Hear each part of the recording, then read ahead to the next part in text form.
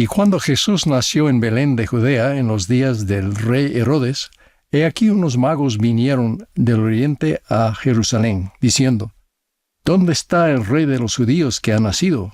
Porque su estrella hemos visto en el oriente y venimos a adorarle. Los reyes magos, como a veces se les llama, fueron sabios al procurar hallar y adorar al Mesías. Para ellos, adorar significaba ofrecerle presentes de oro y preciadas especias aromáticas. ¿Qué significa adorar a Dios para ustedes y para mí? Cuando pensamos en la adoración, nuestros pensamientos comúnmente se tornan a los modos en que mostramos devoción religiosa, tanto en privado como en los servicios de la Iglesia. Al considerar la cuestión de adorar a nuestro Padre Celestial y a su Hijo amado nuestro Salvador, me han acudido a la mente 4 conceptos. Primero, las acciones que constituyen nuestra adoración. Segundo, las actitudes y sentimientos que son parte de nuestra adoración. Tercero, la exclusividad de nuestra adoración. Y cuarto, la necesidad de emular a los santos seres que adoramos. Primero, las acciones que constituyen nuestra adoración. Una de las formas más comunes e importantes de adoración es congregarse en un espacio consagrado para efectuar actos de devoción. El Señor dice: y para que más íntegramente te conserves sin mancha del mundo, irás a la casa de oración y ofrecerás tus sacramentos en mi día santo. Esa, desde luego, es nuestra principal motivación al edificar capillas. Pero si es necesario, un espacio no dedicado será suficiente si podemos investirlo de algún grado de santidad. Lo más importante es lo que hacemos cuando nos congregamos en el día del Señor. Desde luego, nos vestimos lo mejor que podamos de acuerdo con nuestros medios, no de forma extravagante, sino modesta, de un modo que indique nuestro respeto y reverencia por la deidad. De igual manera, nuestra conducta es reverente y respetuosa. Adoramos al unirnos en oración, adoramos al cantar himnos, adoramos al instruirnos y aprender unos de otros. Jesús dice: recuerda que en el día del Señor, ofrecerás tus ofrendas y tus sacramentos al Altísimo, confesando tus pecados a tus hermanos y ante el Señor. No nos reunimos para entretener ni para que se nos entretenga, como por ejemplo por medio de una banda musical, sino para recordarlo a Él y ser más perfectamente instruidos en su Evangelio. En la conferencia general más reciente, el elder Patrick Kieran nos recordó que no nos reunimos en el día de reposo simplemente para asistir a la reunión sacramental y marcarlo en una lista. Nos reunimos para adorar. Existe una diferencia significativa entre las dos cosas. Asistir significa estar físicamente presente, pero adorar es alabar y venerar intencionalmente a nuestro Dios de una forma que nos transforma. Dedicar nuestros días de reposo al Señor y sus propósitos es en sí mismo un acto de adoración.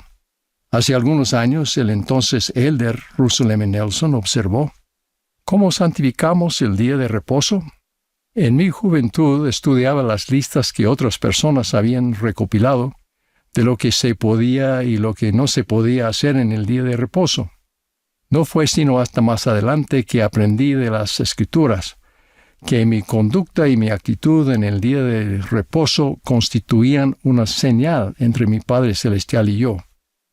Con ese entendimiento ya no necesité más listas de lo que se podía y no se podía hacer.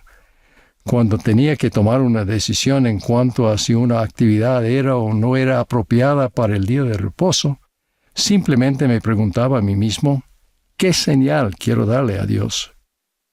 La adoración en el día del Señor está marcada por un énfasis particular en el gran sacrificio expiatorio de Jesucristo. Celebramos apropiada y especialmente su resurrección en la Pascua, pero también cada semana, al participar de los emblemas sacramentales de su expiación, incluyendo su resurrección. Para la persona contrita, tomar la Santa Cena es el acto central de la adoración del día de reposo. Adorar juntos como el cuerpo de Cristo tiene poder y beneficios singulares al enseñarnos, servirnos y sostenernos unos a otros. Como comunidad de santos nos fortalecemos unos a otros en la adoración y en la fe. Aún así, no podemos olvidar los actos diarios de adoración en los que participamos individualmente y en el hogar. El Salvador nos recuerda: sin embargo, tus votos se ofrecerán en rectitud todos los días y a todo tiempo. Un hermano observó sabiamente: no imagino ninguna forma más profunda de adorar a Dios que recibir a sus pequeñitos en nuestra vida y cuidarlos y enseñarles el plan que Él tiene para ellos. Alma y Amulek enseñaron a los soramitas, a quienes se les habían prohibido entrar en sus sinagogas, que adoraran a Dios no solo una vez por semana, sino siempre, y en cualquier lugar en que estuvieres. Hablaron sobre la oración como modo de adoración. Debéis derramar vuestra alma en vuestros aposentos, en vuestros sitios secretos y en vuestros yermos. Sí, cuando no estéis clamando al Señor, dejad que rebosen vuestros corazones entregados continuamente en oración a Él. También hablaron de escudriñar las Escrituras, de dar testimonio de Cristo, de los actos y del servicio caritativos, de recibir al Espíritu Santo y de vivir cada día en acción de gracias. Consideren esa idea, vivir cada día en acción de gracias. Aquello hace referencia a mi segundo concepto, las actitudes y los sentimientos inherentes en la adoración. Sentir y expresar gratitud a Dios es, de hecho, lo que infunde a la adoración un sentido de gozosa renovación en lugar de verla solo como un deber más. La verdadera adoración significa amar a Dios y someter a Él nuestra voluntad, que es la dádiva más preciada que podemos ofrecer. Cuando se le preguntó cuál era el primer mandamiento de toda la ley, Jesús replicó: amarás al Señor tu Dios con todo tu corazón y con toda tu alma y con toda tu mente. Además, lo llamó el grande mandamiento. Esa fue la norma personal de Jesús de adoración del Padre. Su vida y su sacrificio expiatorio fueron dedicados a la gloria del Padre. Recordamos conmovidos el desgarrador ruego de Jesús en medio de un sufrimiento y una angustia inimaginables. Padre mío, si es posible, pase de mí esta copa. Pero también sus palabras sumisas: pero no sea como yo quiero, sino como tú. La adoración es esforzarse por seguir ese ejemplo perfecto. No lograremos la perfección en este curso de la noche a la mañana. Pero si cada día le ofrecemos a Él como sacrificio un corazón quebrantado y un espíritu contrito, Él nos bautizará de nuevo con su espíritu y nos llenará de su gracia. Tercero, la exclusividad de nuestra adoración. En la primera sección de Doctrina y Convenios, el Señor pronuncia esta reprobación al mundo: ¿por qué se han desviado de mis ordenanzas y han violado mi convenio sempiterno? No buscan al Señor para establecer su justicia. Antes, todo hombre anda por su propio camino, y en pos de la imagen de su propio Dios, cuya imagen es a semejanza del mundo. Es bueno que recordemos el ejemplo de los 3 jóvenes judíos, Ananías, Misael y Azarías, que fueron llevados cautivos a Babilonia no mucho después que Ley y su familia salieran de Jerusalén. El rey Nabucodonosor los llamó Sadrach, Mesach y Abednego. Más adelante, cuando los 3 se negaron a adorar una imagen que él había levantado, Nabucodonosor mandó que los echaran dentro de un horno de fuego ardiente y les dijo: ¿y qué Dios será el que os libre de mis manos? Recordarán su valiente respuesta: nuestro Dios, a quien servimos, puede librarnos del horno de fuego ardiente, y de tus manos, oh rey, Él nos librará.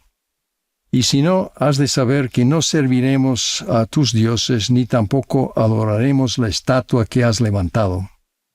El horno estaba tan caliente que mató a quienes los arrojaron dentro de él, pero Sadrach, Mesach y Abednego resultaron ilesos.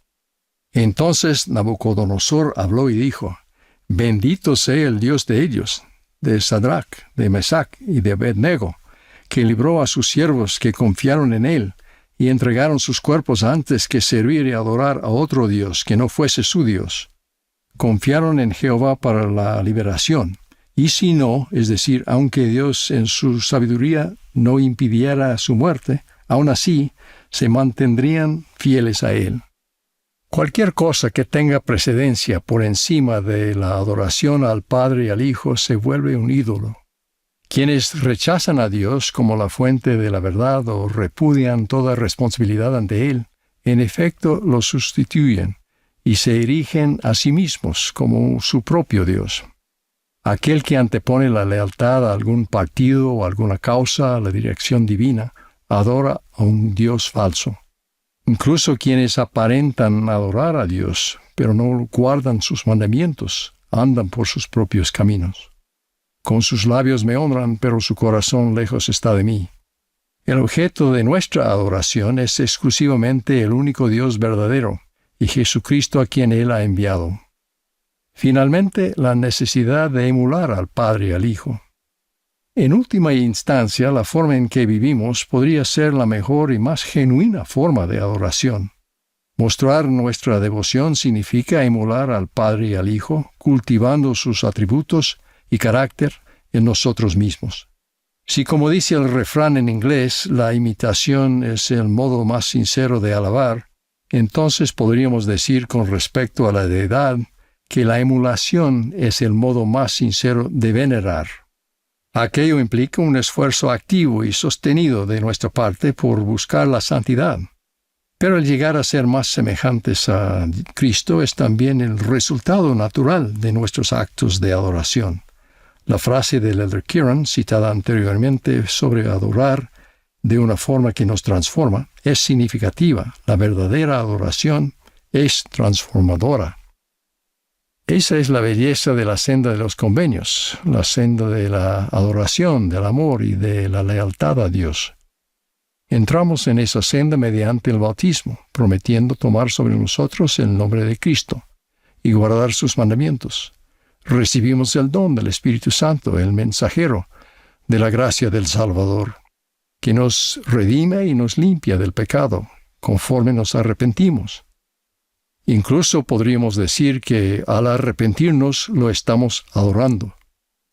Luego siguen ordenanzas y convenios del sacerdocio adicionales que se hacen en la casa del Señor, las cuales nos santifican aún más. Las ceremonias y ordenanzas del templo constituyen una forma elevada de adoración. El presidente Russell M. Nelson ha recalcado que todo hombre y toda mujer que participa en las ordenanzas del sacerdocio y que hace y guarda convenios con Dios, tiene acceso directo al poder de Dios. Aquel no es tan solo un poder al que recurrimos para servir y bendecir, también es el poder divino que obra en nosotros para refinarnos y purificarnos. Al andar por la senda de los convenios se manifiesta el santificador poder de la divinidad en nosotros. Ruego que seamos determinados al adorar a nuestro Padre Celestial y a nuestro Redentor, Jesucristo, individualmente, en familia y juntos, como el cuerpo de Cristo. Ruego que entreguemos el corazón a Dios y procuremos su gloria, que no tengamos dioses ajenos delante de Él, y que como discípulos de Jesucristo emulemos su carácter en nuestra propia vida. Testifico que conforme lo hagamos, experimentaremos el gozo de la adoración. En el nombre de Jesucristo. Amén.